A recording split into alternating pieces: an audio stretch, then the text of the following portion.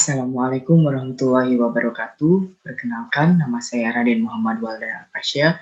Saya dari Fakultas Hukum, kekhususan Hukum Perdata Bisnis. Di sini saya akan menjelaskan tentang penelitian skripsi saya yang berjudul Tanggung Jawab PTX terhadap Investasi Reksadana Terbuka ditinjau dari Undang-Undang Nomor 8 Tahun 1995 tentang Pasar Modal dihubungkan dengan Undang-Undang Nomor 40 Tahun 2007 tentang Perseroan Terbatas. Saya di sini akan menjelaskan tentang latar belakang, pengertian dari investasi, reksadana, dan perusahaan efek. Apa sih itu investasi? Investasi adalah suatu bentuk penanaman modal untuk mencari keuntungan yang sangat besar di masa yang akan datang. Investasi ini dibagi menjadi dua macam, yaitu real asset dan financial asset. Real asset ini contohnya seperti tanah, emas, mesin, ataupun barang-barang benda yang bergerak. Financial asset ini contohnya seperti saham, obligasi, reksadana, dan yang lainnya.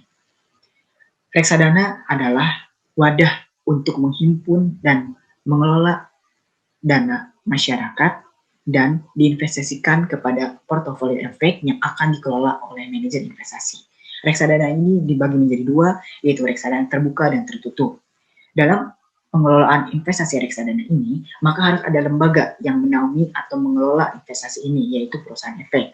Perusahaan efek itu adalah perusahaan yang mengelola dana masyarakat dan harus memiliki izin dari otoritas jasa keuangan. Perusahaan efek ini dibagi menjadi tiga, yaitu penjamin emisi efek, perantara pedagang efek, dan manajer investasi. Dalam kasusnya bahwa PTX ini bergerak dalam bidang pasar modal khususnya investasi reksadana terbuka yang dimana sudah memiliki izin sebagai manajer investasi pada tanggal 30 Agustus 1999 dan surat izin anggota bursa pada tahun 2004. Dalam pengelolaannya, PTX ini telah mengambil risiko yang sangat besar, yaitu menjanjikan imbal hasil pasti kepada para nasabah, yang dimana janji ini bertentangan dengan Peraturan Otoritas Jasa Keuangan Nomor 39 Tahun 2014 tentang agen penjual efek reksadana, khususnya pada pasal 37 huruf D. Dalam pertanggungjawaban perusahaan atau PTX ini harus memberikan ganti kerugian kepada nasabah.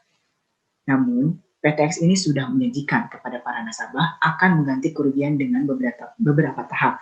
Tahap yang pertama akan dibayarkan dengan uang tunai sebesar 20% dan tahap kedua akan dibayarkan dengan saham, yaitu 30%. Namun, pada faktanya bahwa PTX ini tidak sesuai dengan apa yang diperjanjikan. Ada salah satu nasabah yang mendapatkan uang tunai, penggantian uang tunai secara uang tunai dengan 17% sampai 18%.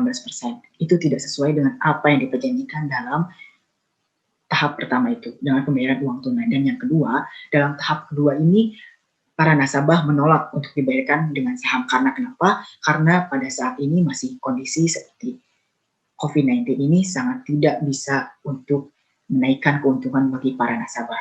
Jadi, para nasabah meminta untuk digantikan dengan uang tunai saja.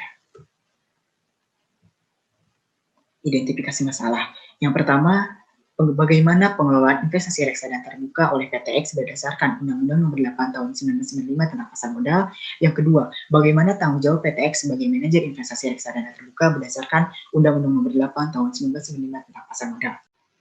Dasar hukum pengelolaan investasi reksadana tercantum dalam pasal 21 ayat 1 dan 3 Undang-Undang Pasar Modal yang mengatakan bahwa pada ayat 1, pengelolaan reksadana baik yang berbentuk perseroan maupun kontrak investasi kolektif dilakukan oleh manajer investasi berdasarkan kontrak. Ayat ketiga, kontrak pengelolaan reksadana terbuka berbentuk kontrak investasi kolektif dibuat antara manajer investasi dan bank kusodian. Tetapi pada faktanya bahwa perusahaan X ini malah menjanjikan hasil imbal pasti, bukan mengadakan kontrak bersama para nasabahnya, tetapi menjanjikan imbal hasil pasti atau keuntungan yang sudah jelas melanggar aturan POJK nomor 39 tahun 2014. Selanjutnya, dasar hukum pertanggungjawaban ada dalam pasal 27 ayat 1 dan 2 Undang-Undang Pasar Modal. Ayat 1, manajer investasi wajib dengan itikat baik dan penuh tanggung jawab menjalankan tugas sebaik mungkin semata-mata untuk kepentingan reksadana. Ayat 2, dalam hal manajer investasi tidak melaksanakan kewajibannya sebagaimana dimaksud dalam ayat 1, manajer investasi tersebut wajib bertanggung jawab atas segala kerugian yang timbul karena tindakannya. Tetapi pada kenyataannya atau pada faktanya PTX ini tidak memberikan tanggung jawab sepenuhnya kepada para nasabah karena memang tidak ada itikat baik kepada nasabah dari PTX ini. Dan untuk saat ini ganti kerugian ini masih belum bisa ditanggungjawabkan oleh perusahaan X ini.